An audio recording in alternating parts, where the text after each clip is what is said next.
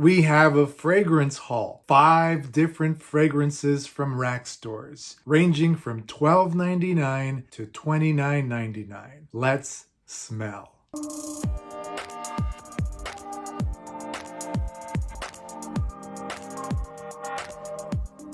Welcome back to Stop and Smell. When you're at rack stores like Burlington or Ross, you come across all kinds of fragrances that are very inexpensive, but you've never smelled them before, so you don't risk buying them. They could be gems or they could be trash. I took the risk for you. If you like videos like these where I blind buy fragrances, go ahead and like this video. We'll go from lowest price to highest price. First up, Aeropostale Maximum. I picked this one up for $12.99 at Burlington. It came in a gift pack with a shower gel. It's a 2017 release. Top notes, watery notes, mid notes, vetiver, geranium, herbal notes, base, musk, and amber. I've never purchased an Aeropostale fragrance before, but I've seen them at Burlington. As you might have anticipated, be careful with the opening. Don't smell this right away. There is an alcohol blast. Once that dissipates, it's pretty clean, kind of fresh. It seems very light.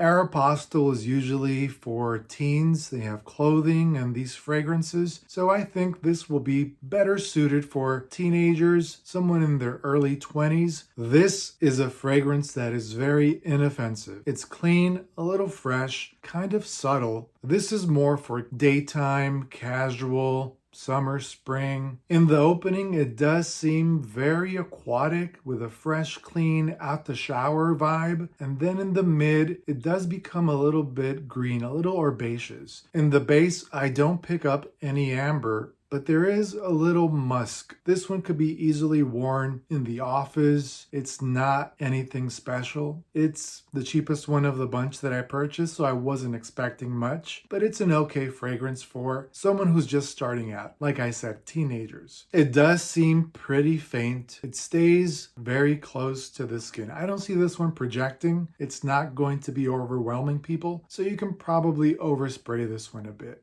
Okay, next up at $14.99, Ellis Eau de Toilette 2018 release. Top notes, lavender, bergamot, verbena. Mid notes, geranium, juniper, rosemary. Base notes, oak moss, sandalwood, amber. I do like the frosted bottle look.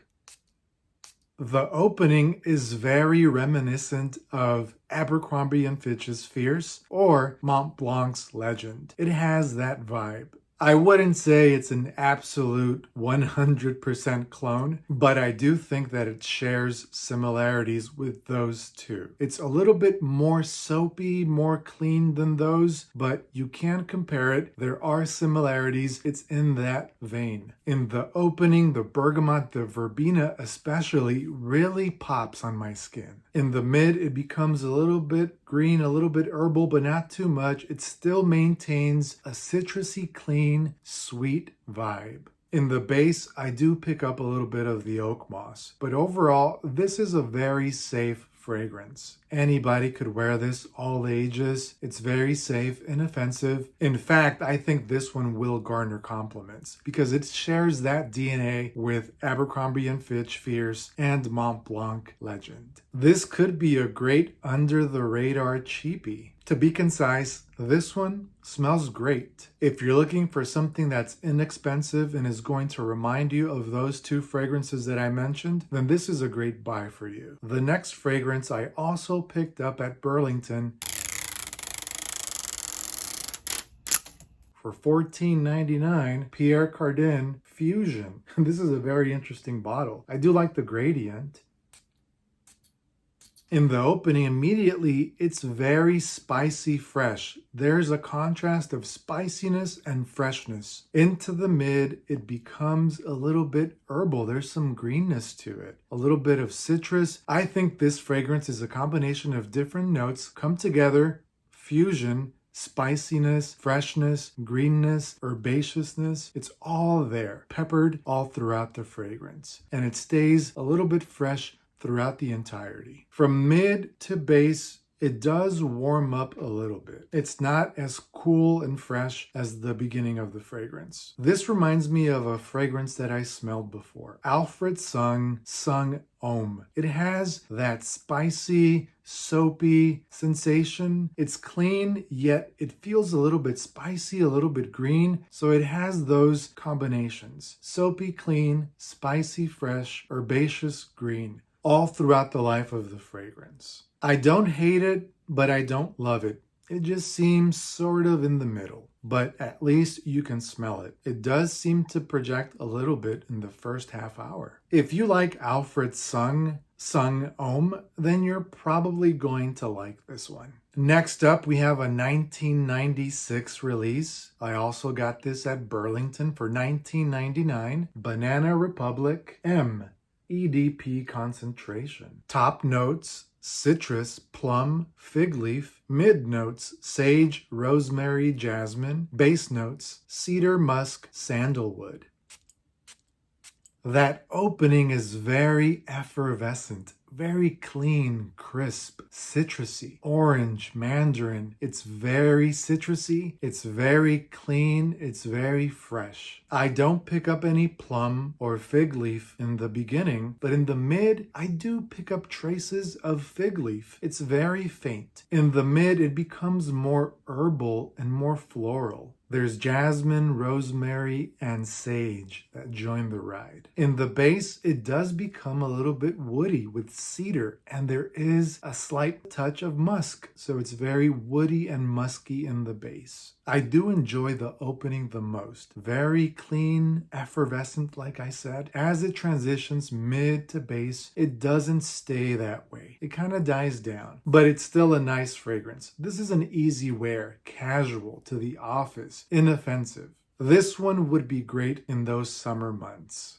Daytime, morning, afternoons when it's really hot outside, this one can refresh you. This is an EDP concentration. It has lasted longer than both the Aeropostale and the Pierre Cardin. I was surprised by this one, a 2021 release at Burlington for $29.99. Dunhill Driven EDT. Top notes: green apple, black pepper, bergamot. Mid notes: juniper berries, orange blossom, clary sage. Base notes: vetiver, amber, and teak wood.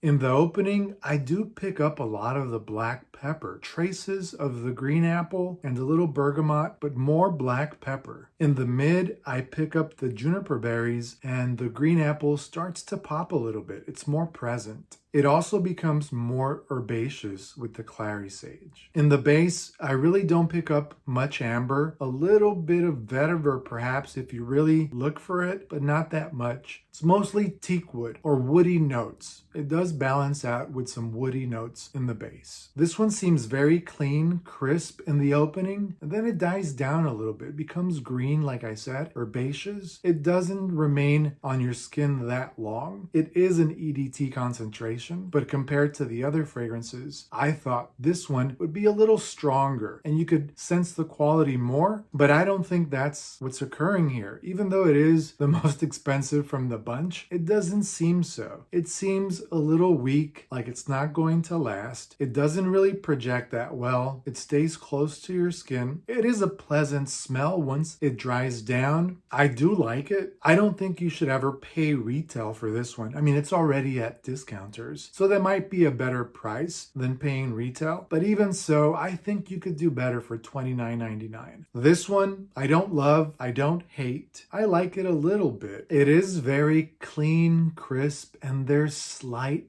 touches of sweetness throughout the fragrance. The herbaceous mix kind of dies down. It becomes a little sweet, a little woody in the base. Overall, this is an okay fragrance. I don't think it's the best of the bunch. I don't think it's the worst either. This could easily be worn all ages, maybe more in the summer, spring months, daily, casual, daytime wear. You could wear this one at work, maybe at the gym, inoffensive, really light. Let's rate all the fragrances from best to worst. If you stayed stayed with me throughout the video, please like and subscribe. I would greatly appreciate it. At number 1, I would say Perry Ellis Eau de Toilette. This was the best of the bunch. At number 2, Banana Republic M EDP Concentration. This one, I really enjoyed the opening. Very effervescent, clean, citrusy. It does last. Overall, very safe fragrance to purchase. At number 3, it's a toss-up. I think it comes between Dunhill Driven and Pierre Cardin Fusion. Both of these are just sort of middle of the road, but if I really had to decide, I do like the Dunhill Driven just a little bit more. It seems in the same quality range as this $14.99 fragrance. So number 3, Dunhill